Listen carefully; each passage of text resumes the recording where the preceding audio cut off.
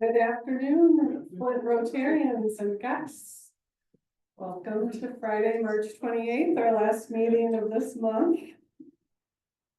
And I understand that many people got stopped by the train, so we're a little behind schedule.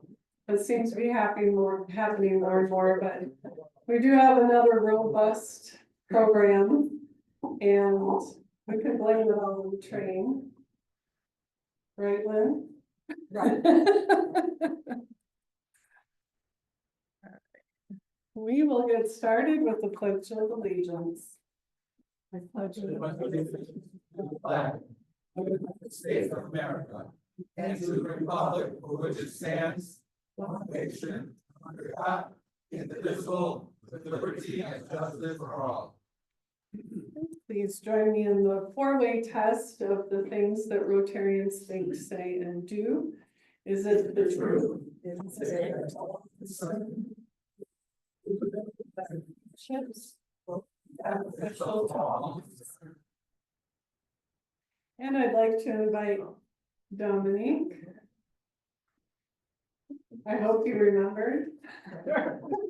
This might be very impromptu. Go ahead and take a seat, everybody. So in light of everything that's been happening throughout the world, the country, locally, one of the things I've really been thinking a lot is light and darkness.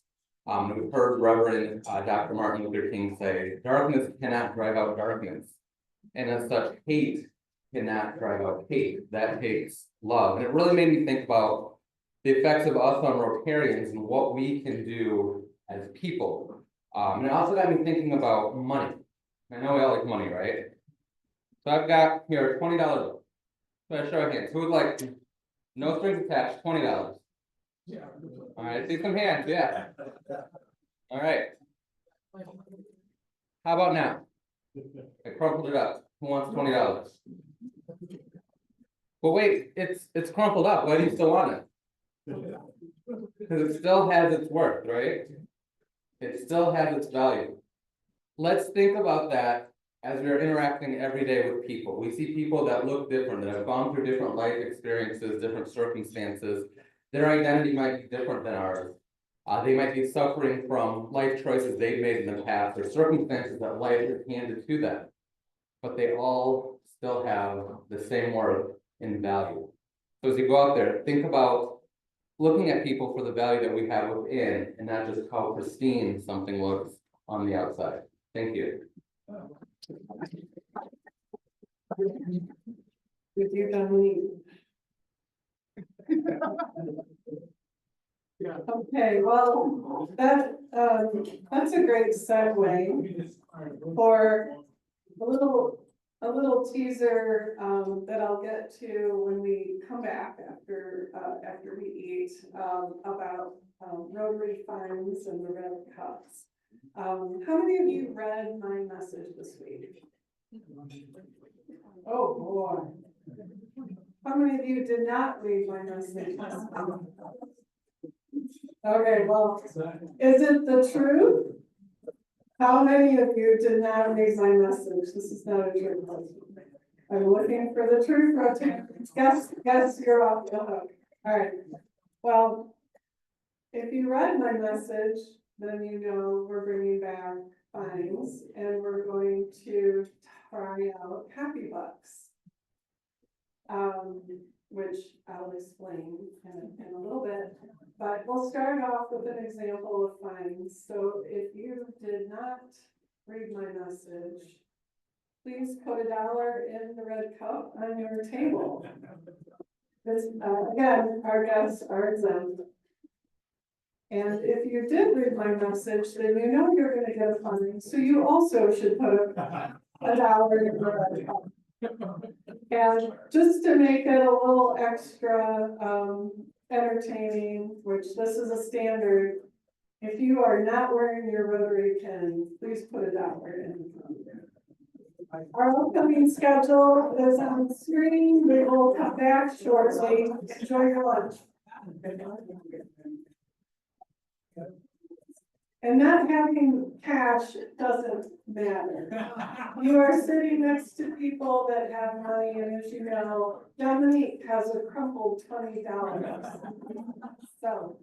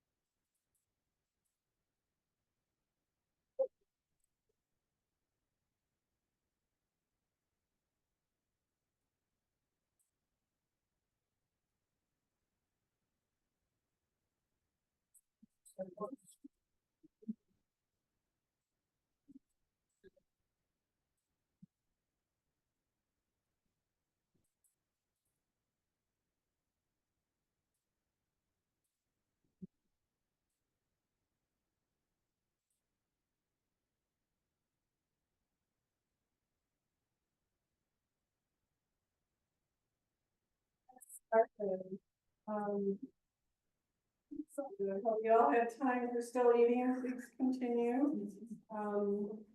We're gonna move into our program. Hopefully you had a chance to take a look at the schedule. Just a few highlights. Our next meeting, which is April 11th, J.R. Kurtek from ABC 12 will join us. And we have club assembly on April 25th. And you're probably, some of you might be wondering what club assembly is. So we'll be going over how this year has been in terms of our goals and other highlights and progress with our club. And we're also going to take a look at what's to come in this year. He was just at the president-elect training in Kalamazoo and is full of ideas and excitement. So we can't wait to hear from Nick on that. So, for those of you that serve on our committees, I'll be reaching out about your portion. So plan to be here that day. And then this month, or excuse me, we're still in March, April 17th, our social event will be at Heather Marco's home. Raise your hand, Heather, one of our new members. And she lives in a really cool house on Nolan Drive in Mott Park. And she has graciously let it be our location for our social meeting at 5 o'clock on April 17th. There were details in the newsletter, and the house was designed by Alden B. Dow, who was a protege of Frank Lloyd Wright. I've looked at the pictures. I think Elizabeth might have put some pictures in the newsletter, but if you want to see it in person and join with Heather, her husband, for this wonderful opportunity, hopefully you could be there. So we're going to start with Happy Bucks. So we did a little finding, and the cups are looking happy. And so Happy Bucks, if you're not familiar with that, if you haven't been to another club that does it, that's when anyone can stand up with your dollar.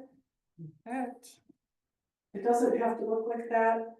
Probably has a different face that we recognize from history, but your Happy Bucks, you put that in the cup and then let us know something that is a happy announcement. So you might want to announce something, you might want to recognize somebody or something, whatever it is that you think would be great news to share, and you need to keep it short or you will get a fine for going on too long. And so does anybody would anybody like to do some happy buck announcements today? All right. David Smith. So I would like to just announce that Saturday night, we have our next passages storytelling event at Queens Division Flint. True stories told live. It's a wonderful evening. It's free. You will love it. And if you want to tell a story, you put your name in that. And if you just want to come and be entertained and enjoy the friendship, it's a wonderful place to go. As many will attend. Did you just promote Rotary? I did not. It's a volunteer. I'm not sure you can find somebody when they're doing a happy bucks thing, but, but remember, next to the incoming president, things could change, so you better. It's getting real volatile when I come in.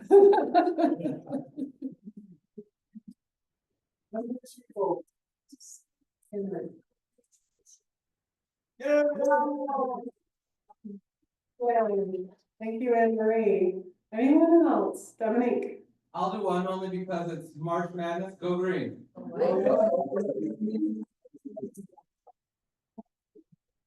And I'm the president.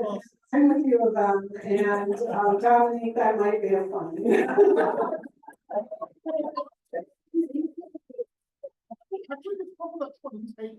Okay, I'll let that one go. But you better not have given them change. Okay, anybody else? All right, well, that's not bad for a start. Thank you all. Thank you all. We will do this at every meeting until next president, and good luck. So. Welcoming. Why is there so much nervous laughter? Tally's gonna do our guests, and she'll come up and she was the friendly face at check-in, among other faces, friendly faces, and when she reads your name, please rise so you can be recognized. Good afternoon, everyone. My name is Talia Abdullah. I would like to welcome and recognize our guests, starting with Kathy Lancaster, a fellow librarian. Kathy is the daughter of Reg Lancaster. Next, we have Mervyn Webb from Consumer Energy. He was a guest of Kyle. Dylan Murray with Marathon Flint Oil, who's the guest of Andy Holmes. Veronica Alexander.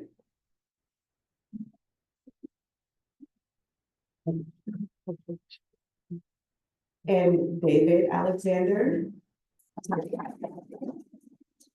Representing U of M Flint and the guest of Dr. Alexander, our guest speaker. Eric White with Transcendent Title.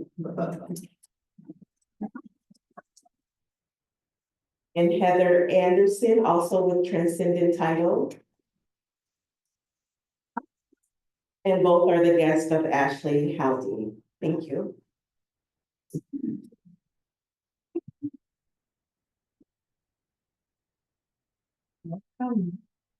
Health and welfare. One more to go. Oh, we have another guest.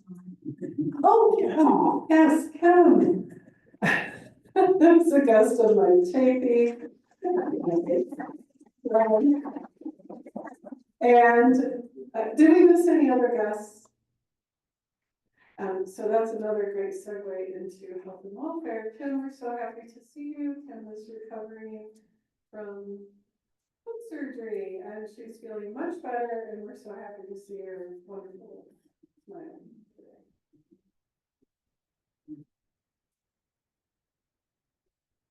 Anyone else have any health or welfare? All right, I'll give you a quick update. Amy Kerr's dad is doing much better. He was moved out of the ICU and he is on the road to recovery. Also in my message, if you, did not have a chance to see that, Diane Hill, wife of Jerry Hill, passed away last week.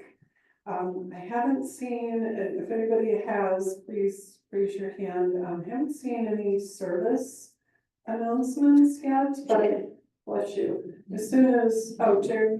Oh, sure, it's gonna be 12, I don't know all the. Okay, April 12th. Okay, thank you for that. So we'll, try to get some more details and get that out, to all of you in case anyone would like to attend. And again, please keep Jerry and his family in your thoughts and prayers, and you know, if you want to reach out to him, and if you need help with contact information, let us know, but you can also find that in Colorado. Okay, quick announcement on the tables and when you were coming in today and in the newsletter, and in my message, was more details about the tree planting for April 26th. They would like us to register through the district event. So that's the web address. You just go to our district site, and then if you scroll down, you'll see on the left side, it says upcoming events, and just click, I think it says more, because you have to go a little further, they have a lot scheduled, and you'll come to this sign up. It's very simple, they just need your name, email, phone number, and then more details will come after that. We will be doing the tree plantings in 4 city parks, Flint city parks, but we'll just be at one park. If we have an abundance of Rotarians from our club, they might split us, but most likely we'll be in one place. And again, it's really gonna be 250 trees, because this is 1,000 divided among the 4 parks, so don't panic. And Flint River Watershed will be there to provide the equipment and everything that's needed, but you will need, you know, bring the things that you need, like gloves and a hat and the things that you would need to do, you know, gardening. And you can bring family and friends and other people along, more hands will help us get done faster. So Jim is still heading up our volunteer service on May 17th with Edible Flint for the vegetable starter kits. Anne Marie has put an event on Club Rotary, so if you want to sign up for that, you can do that on our site, or you can talk to Jim and make sure that your name gets there. There's 3 different sign-up sections, so you can choose the time of day that works best for you. Okay, we have a new member to induct today. She was here 2 meetings ago, but had to leave before we could do the inductions. And so I'd like to invite Emily Dorr and Andy Holmes. And I will let Andy do a short introduction, and then we'll present to Emily. I feel like most of you probably don't need an introduction to Emily, but she did write this wonderful little bio, so I'm going to read it to all of you. All right. So after 18 years working for state, county, and local government, Emily Dorr now is a housing and economic development consultant and proud small business owner. For those of you who haven't heard, there might have been a small indirect plug for it earlier. Queen's Provisions in Carriagetown. It's a wine, beer, and charcuterie shop and lounge located in the former Barrage Hotel. Also, she owns Flint City Bike Tours, which offers 7 different themed tours that range from the history of redlining to ghost stories. She lives in Flint with her husband, Jake Kuiper. You'll find them walking foster dogs in Chevy Commons in their spare time and also enjoying wonderful wine at her shop. Emily Dorr. Thank you.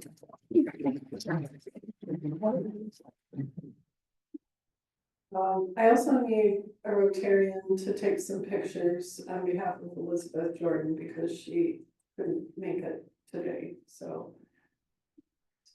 To do the honors, thank you, David. Okay, so Emily, let me do this induction for you, and Andy, you can present her wonderful gifts to her. The ideal of Rotary is service, and our motto is service above self.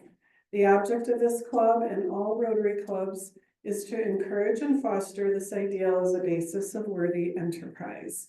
In particular, we encourage and foster the development of acquaintance as an opportunity for service, high ethical standards in business and professions, and the ideal of service in each Rotarian's personal, business, and community life, and the advancement of international understanding, goodwill, and peace throughout the world. Emily, you are now part of this effort. Accordingly, as we welcome a new member to our club, it is an opportunity for all of us to remind ourselves that we are judged by the Rotary four-way test of the things we think, say, and do. Once again, please join me. Is it the truth? Is it fair to all concerned? Will it build goodwill that friendships will be beneficial to all concerned? That was a test for everyone because I did. Emily, please remember that you have been admitted not only into the Rotary Club of Flint, but into a worldwide association. And by virtue of your membership in this club, you are welcomed into the Fellowship of Rotary Clubs around the world. Fellow Rotarians, please welcome our newest member, Emily Dorr. Thank you. Emily has a framed certificate and her Rotary pin. So hopefully, Emily, you did not put $1 in the cup because you didn't get your pin yet. I put one in for You it. bet, yes. Oh, okay. Pay it forward. And a mug. With, With the warning Study, exactly. above it. you guys. I don't know. Yeah, hold up. Do I hold this? You can get in this? Sure. That's great. You got me in there or? Yes. One of yourself. Thank you.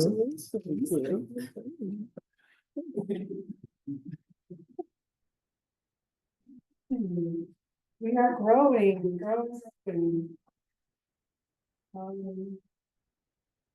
So we also have some Paul Harris Fellows. This is our ongoing effort to make sure everyone is recognized. We're doing a really magnificent job of that at every meeting, so this is a true joy. And I could use a Rotarian to come help present the pins, and I'd like to invite Dr. Guest and Don Rockwell to come forward. We will be presenting their Paul Harris Fellows +1.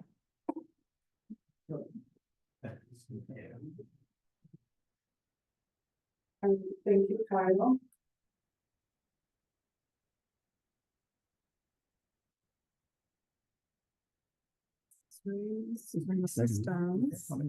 The Paul Harris Fellowship is named for Paul Harris, who founded Rotary with 3 business associates in Chicago in 1905. The fellowship was established in his honor in 1957 to express appreciation for a contribution of $1,000 to the humanitarian and educational programs of the Rotary Foundation. Those programs include an array of projects that save and invigorate the lives of people around the world and enhance international friendships and understanding. Since its inception, over 2 million Paul Harris Fellows have been presented. Foundation programs provide educational opportunities, food, water, healthcare, immunizations, and shelter for millions of people. These activities are funded, implemented, and managed by Rotarians and Rotary clubs around the globe. Rotarians may also designate a Paul Harris Fellow to recognize another person whose life demonstrates a shared purpose with the objectives and mission of the Rotary Foundation to build world understanding and peace. We move closer to a more peaceful world today as Don and Ray become Paul Harris Fellows +1. Ray, Don, your contribution to the Rotary Foundation of Rotary International is easing suffering, improving living conditions, and providing educational opportunities for young people somewhere in the world. This is a truly selfless action. Therefore, it gives me great pleasure to present to you, on behalf of the trustees of the Rotary Foundation, the Paul Harris Fellow lapel pin. This emblem is in appreciation of tangible and significant assistance given for the furtherance of better understanding and friendly relations between peoples of the world. We urge you to wear the Paul Harris Fellow pin to all Rotary events as a symbol of your appreciation for and support of the programs of the Rotary Foundation. Please accept congratulations and sincere appreciation for your commitment to our common goals of world understanding and peace. Ladies and gentlemen, please stand and recognize our newest Paul Harris Fellow.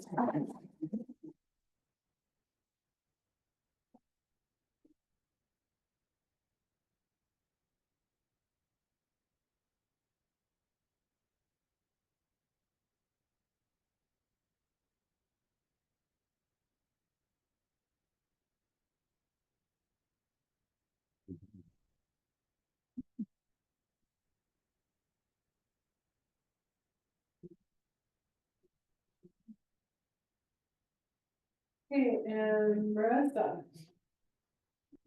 We have March birthdays.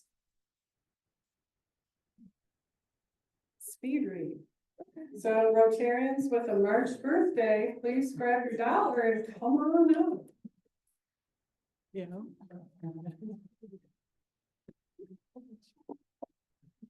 For those of you that don't know, I love birthdays. So my birthday was March 18th. I'm still celebrating. Dr. Bobby McConnell, March 1st. Kathy Saunders, March 8th. Jamie Lee Venable, March 9th. Nick Godleski, March 9th. Rick Etherington, March 12th. Anne-Marie Van Dyne, March 15th. Elizabeth Cummins, March 16th. Me, March 18th. Dave Perry, March 22nd. Terry Mormon, March 23rd. And Stephen Lowe, March 30th. And let us give a resounding rendition. Happy birthday to you. Happy birthday to you. Happy birthday to you.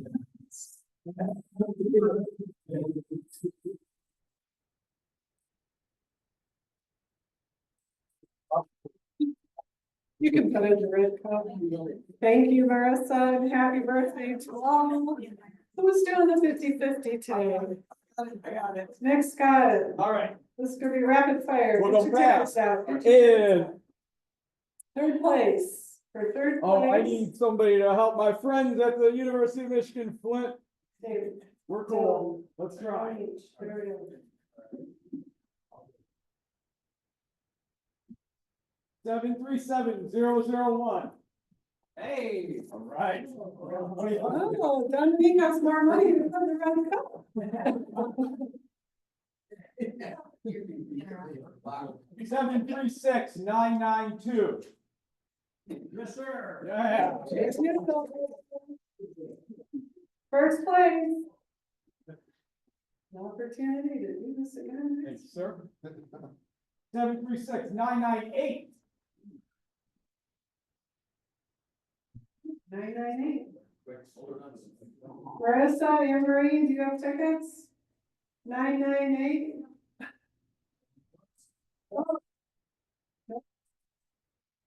Not mine, it's not yours. And this one should be 737-043. Oh.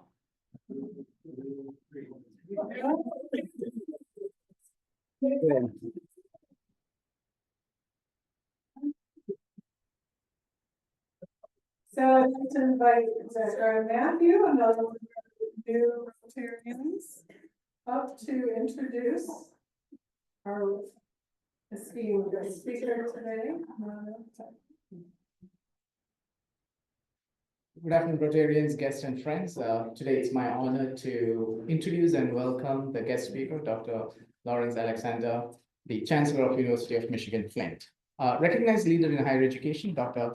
Lawrence Alexander served for 11 years as Chancellor of University of Arkansas in Pine Bluff, a public 1890 land grant minority serving historically Black university. He brings over 3 decades of combined professional and academic experience as a university chancellor, distinguished professor, First Amendment scholar, attorney, and a journalist. In 2022, President Joe Biden appointed the chancellor to chair the Board of International Food and Agriculture Development, a 7-member presidentially appointed advisory board that ensures the U.S. Agency for International Development brings the assets of U.S. universities to bear on development challenges in agriculture and food security and support their representation in USAID programming. Prior to joining the University of Arkansas at Pine Bluff, the chancellor served 22 years as a professor and administrator at the University of Florida, where he held key leadership roles, including provost, administrative fellow at the Office of Academic Affairs, associate dean of graduate school, director of Office of Graduate Minority Programs, chair of the Department of Journalism, and distinguished teaching scholar. The Louisiana native received a bachelor's degree in drama and communication from the University of New Orleans, a master's degree in journalism and communication from University of Florida, a Juris Doctorate degree from Tulane University, and a PhD in higher education from the Florida State University. He and his lovely wife, Veronica, have 3 adult sons. David and Veronica is here with us today. Dr. Alexander began his tenure as a chancellor at the University of Michigan, Flint in July of 2024. Fellow Rotarians, guests, and friends, please join me in welcoming Chancellor Alexander. Thank you.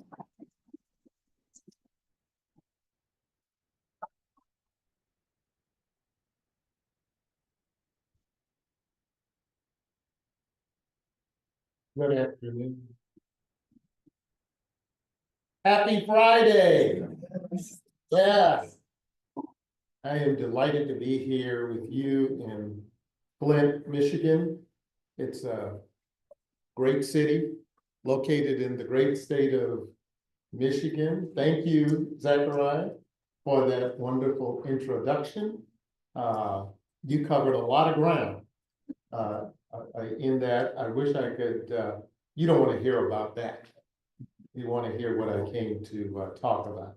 But I'd like to begin by acknowledging all the Rotarians here that I speak to today. I know we have some Rotarians and guests and others, but I'd like to recognize you and thank you for your service, and to thank Ellen as well for her service and for getting me on the program today. Like to also thank any others here from the University of Michigan Flint campus, any alumni who are here from the University of Michigan Flint. I see a few hands. Shout out to you. And another shout out to my family.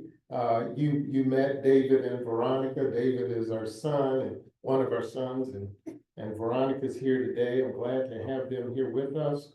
I'm gonna tell you a little more about Veronica. See, she's served more than 30 years in human resources.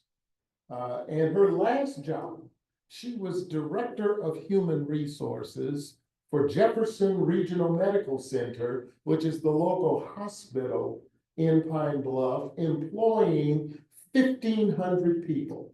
So Veronica, I pulled on you. Now, David has gotten his MBA, and he's worked for 5 years, the last 5 years, in the trust department of the 3rd largest bank in the state of Arkansas. So there, a little more about him. When I have more time, I'll give more details. Now, Flint, of course, has many great attractions, and chief among them is that you have right here a great university that's contributing to the growth of the local and state economy. This, as Zachariah already said, is my 9th month in office.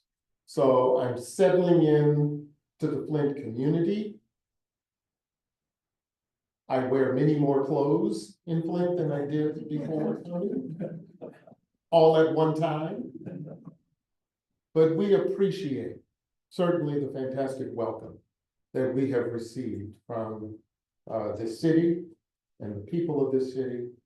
I especially want to express appreciation for a very nice reception I got from the Pi Boule and the Alpha Phi Alpha fraternity incorporated. See one of our brothers over there. The latter group was not only welcoming to me, but also to our son David, who's a proud member of the fraternity. Veronica, too, has been welcomed by the Links of Flint. She's participated in a number of their activities and events. Oh, must be a link. Okay, there's always a link. Over the last 9 months, I've ventured out all across Flint and the vicinity, met new neighbors and friends and supporters, and I hope to find new friends here today. Both Veronica and David have gotten out too, and they've been to Rotary before. They've been here as visitors, and I thank you that I'm here today. It is a great day to be a Michigan Wolverine. Yeah.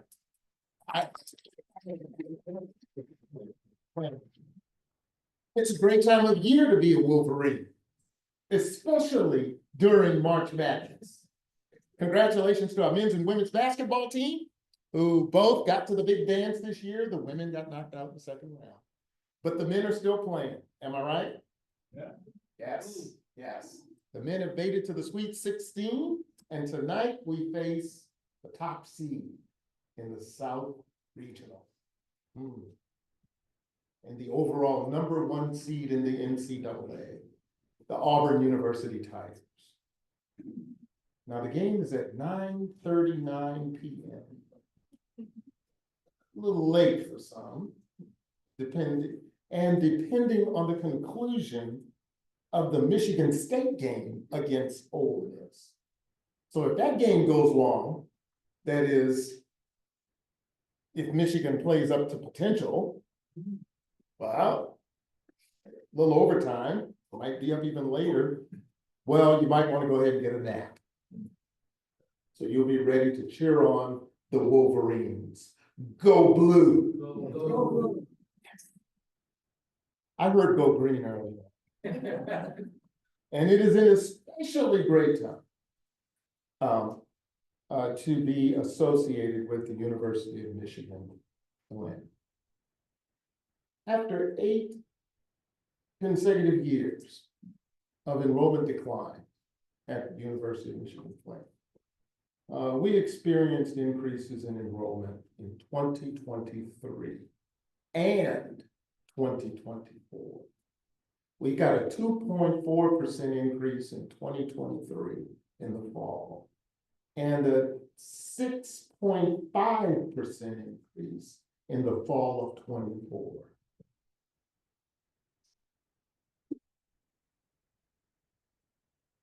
That number brought our student body to 6,529.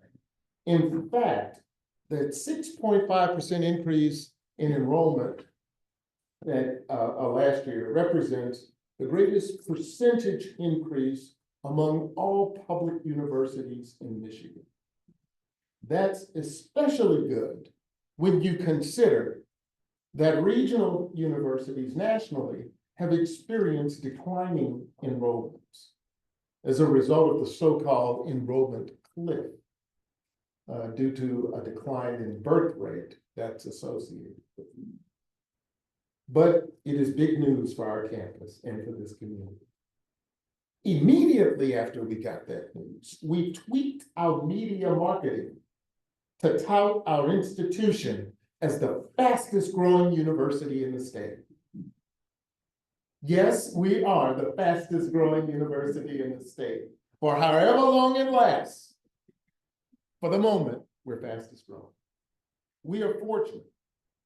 And we are fortunate that we receive increases in a number of categories, including online students, including the in-person, including the graduate and undergraduate, continuing students went up, transfer students were up. We even increased our first time in college.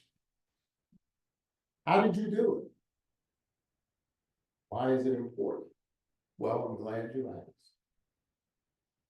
You can attribute the increases to several things: good strategic planning, excellent target marketing, the strength of the maize and blue block branding. However, I would hasten to add that a major part of the enrollment success is built on the quality of the institution and on the great team of faculty and staff executing a value proposition grounded in social mobility, affordability, access, and opportunity. Enrollment, in many ways, enrollment growth is an indicator of an institution's value to consumers and to the community and to the state. There are several indicators of that value, but enrollment is a key one. Hence, a robust enrollment is necessary to be able to offer depth and breadth of academic programming that we have at the university. U of M Flint has five colleges in school that offer world-class learning opportunities. Within those units, we offer 179 areas of study in bachelor's, master's, and doctoral level. We have 43 graduate programs, 9 of them doctoral programs. And I'll mention that 3 of our programs at the university are in the top 100 programs in national rankings. That's nursing, physical therapy, and the online degree in business. That's quite a milestone. Without sufficient enrollment to sustain the programs, there would be no national rankings to speak of. Our institution develops a professional and managerial workforce for the city of Flint, Genesee County, and other areas in this region of the state, especially since 90% of our graduates, since 90% of our students come from the state of Michigan, and they stay in Michigan after graduation.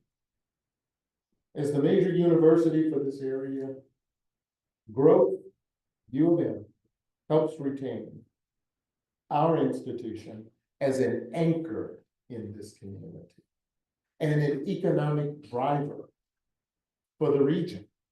In addition to having more than 6,000 students, we have more than 1,100 employees. And we are developing the workforce for the future.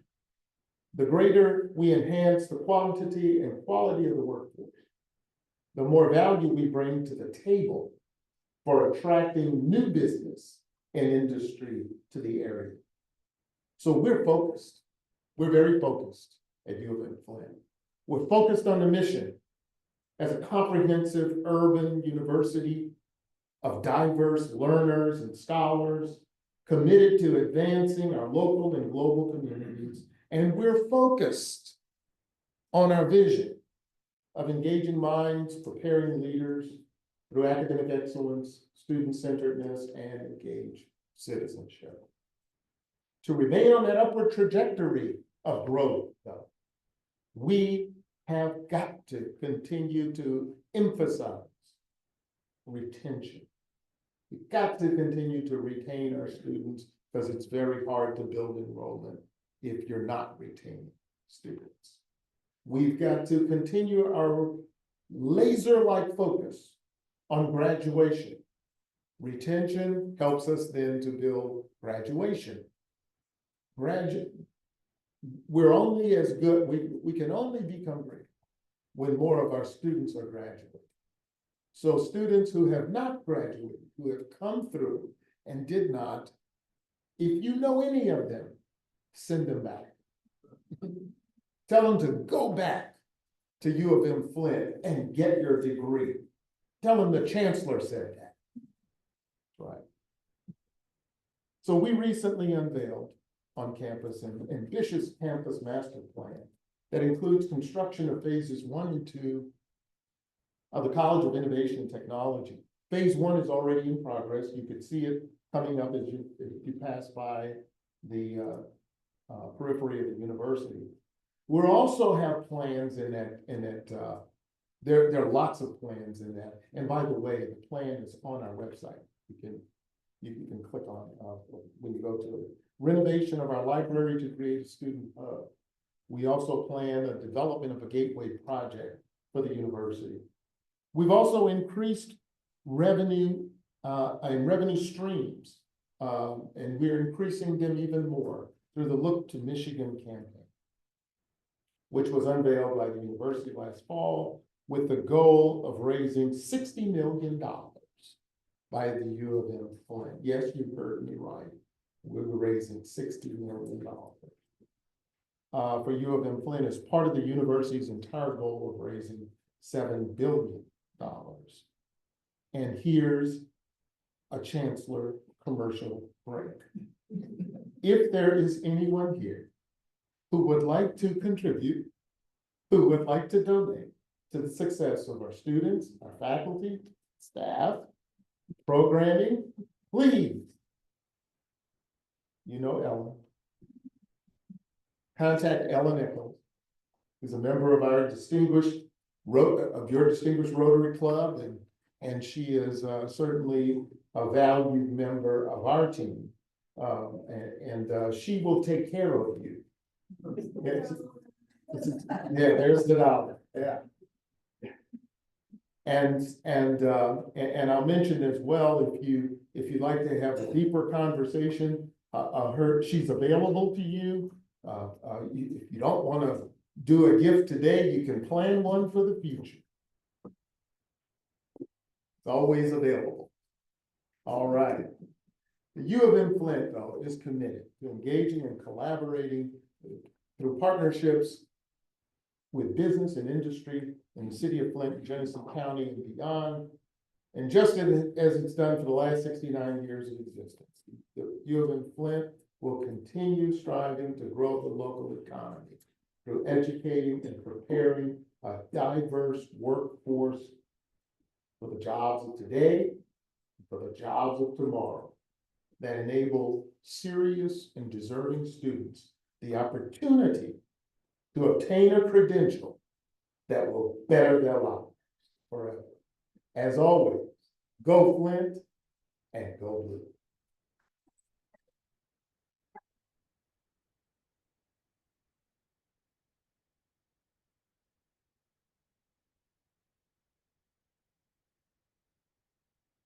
We have time for questions, so I'm gonna keep you up here and anyone can raise a hand and get more. Okay, wonderful. David Smith.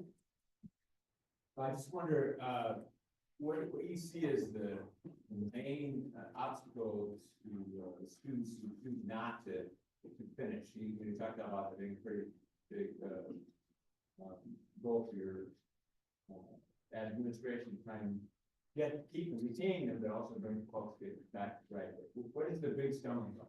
Sure, and thank you for that question. There are stumbling blocks to students. There are obstacles to students finishing, but there is no one, of course. There could be many obstacles, and they differ among the students and where they are. But number one, life happens.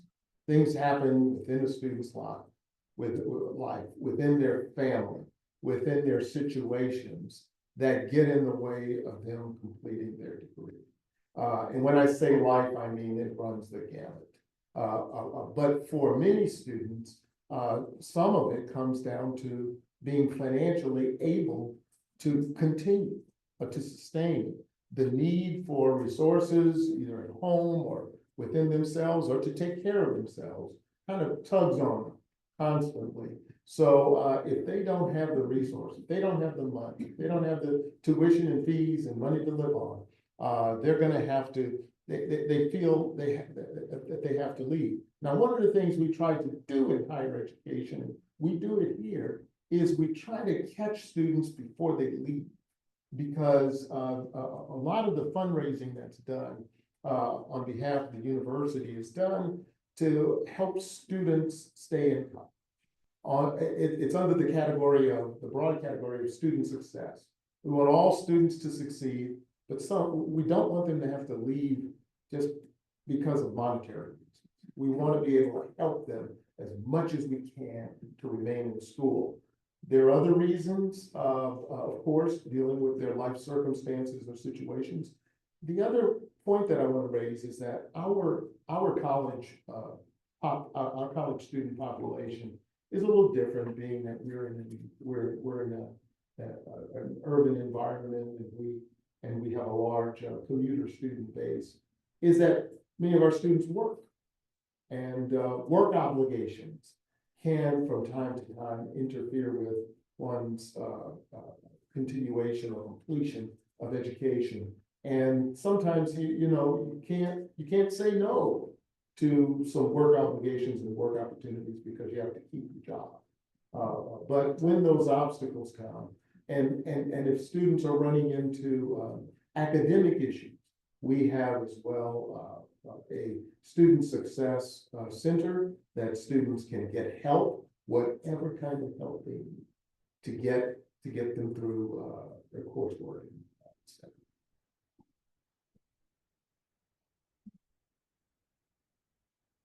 Yes, sir. You came from Arkansas Pine Bluff directly, correct? That's correct. Okay, so I'm assuming you got this position based on your this experience. What's something that you achieved over at Arkansas Pine Bluff that you're most proud of, that maybe you can use that experience to bring over here and go green?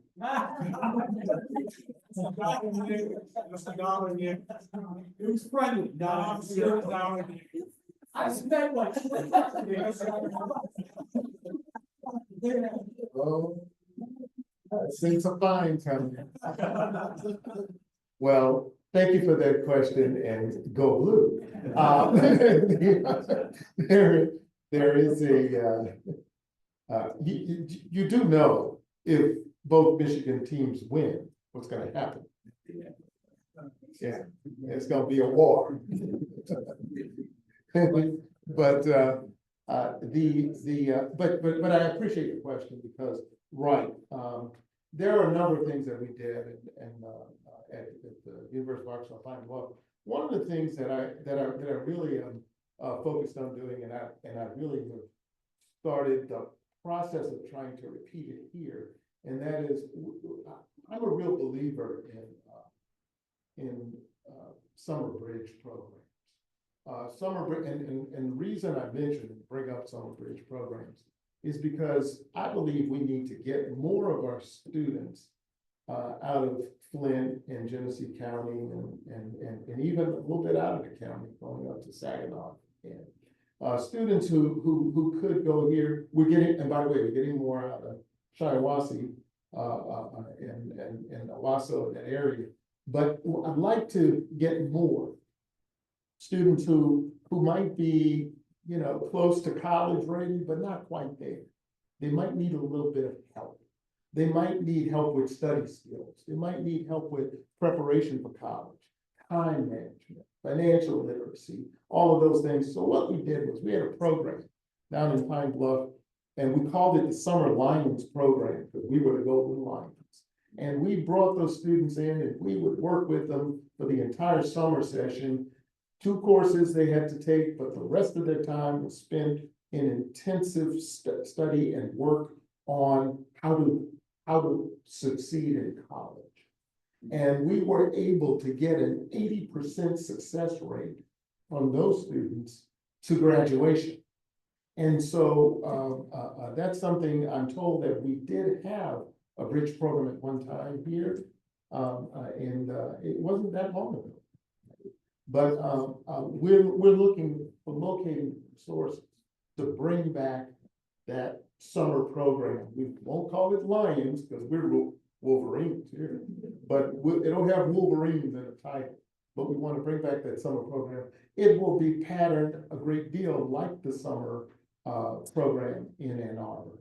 Ann Arbor has an excellent model for that same kind of program. And by the way, I expanded that program at UAPB because of the success we enjoyed when I was at the University of Florida, running summer programs. So I had deep experience and strong belief in summer programs and the real work that they can do to turn things around and work on fundamentally on retention and graduation. University of Florida, Yes.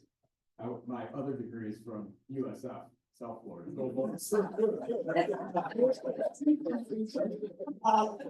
We can't win, can we? You know, I'll tell you, one of those teams is alive in the tournament.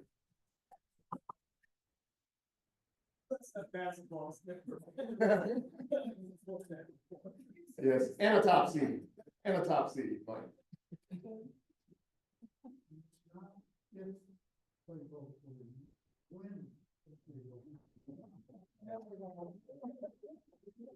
There you go. So I heard an announcement today that the University of Michigan has closed its DEI office. What does that mean in terms of the University of Michigan in Flint and its commitment to diversity and building a diverse student body? Yeah, thank you for that question. Yeah, that's.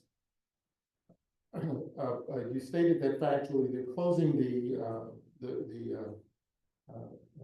call it O'Day and O'Hay office in Ann Arbor. What we're doing at Flint is we didn't have the kind of setup like there is at Ann Arbor, but we did have a chief diversity officer, and we did have an office of DEI. And so we're changing, we're not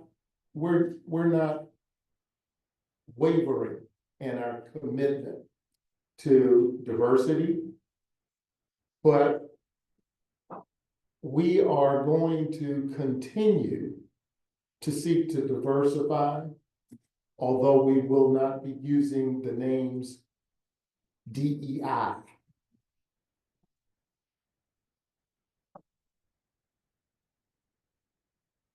We will also, to comply with provisions coming out of Washington, make sure that all of our programs are open and accessible to students of all backgrounds. But that does not mean that you will not have diversity or that you cannot keep diversity. But you will not have it under the rubric of diversity, equity, and inclusion. We have come up with a new name for that office. It's called Wolverine Hope. And Hope, I'm trying to remember now. Hope stands for, this is brand new. The memo just came out. As of yesterday. Hope deals with opportunities, persistence, and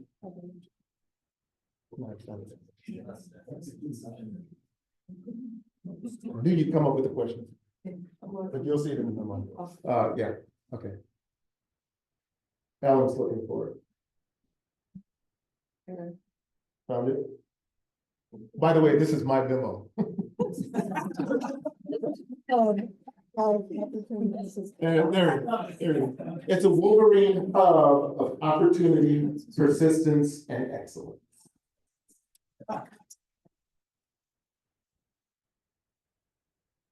And if I could follow up, Sure. how come the university decided not to fight to maintain DEI as part of their program and to stand up to the bullying that universities are receiving around this issue? And I would expect the university in its position, with its strength, to be able to stand up and to fight back on the issues of diversity for this country and for the students. Thank you. Thank you. University of Michigan is strong. It is the greatest public university in the world, and perhaps and one of the greatest universities in the world. And it does stand firm and stand strong on its mission. And so does U of M Flint. We're standing strong on our mission. However, if you look around at those who are standing up, I don't see any.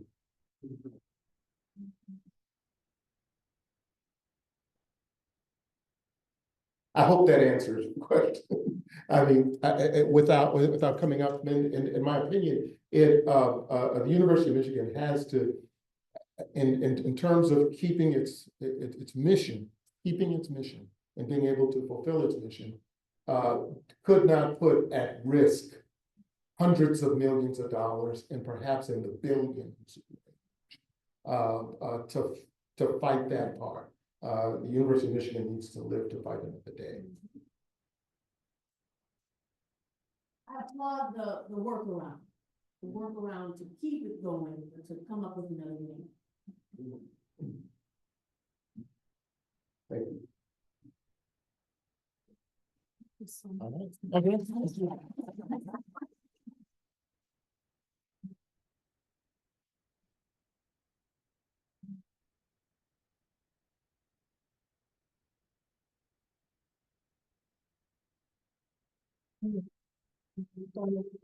just have a couple little things.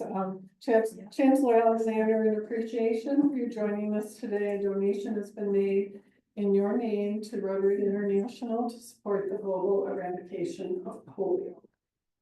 Another thing that research dollars has made a huge difference in. These are complicated times for sure. I want to recognize Gary Horan. I apologize for not doing this earlier, but Gary was not with us. Lynn accepted his Paul Harris Fellow plus it was 3. But Gary's here today, so if you have a chance, please congratulate Gary in recognition of his.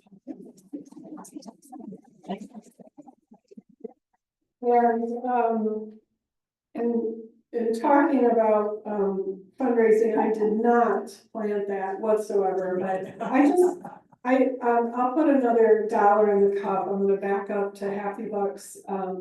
And I just wanna say, you know, our School of Nursing that Chancellor Alexander mentioned, which is one of the top programs, received recently in addition to a scholarship endowment that is named for Ben F. Breyer, which is of the Horan family. And I just want to say thank you again on behalf of our nursing students, because that scholarship will greatly enhance the ability for many people in our community who wants to pursue a nursing degree. We need nurses badly.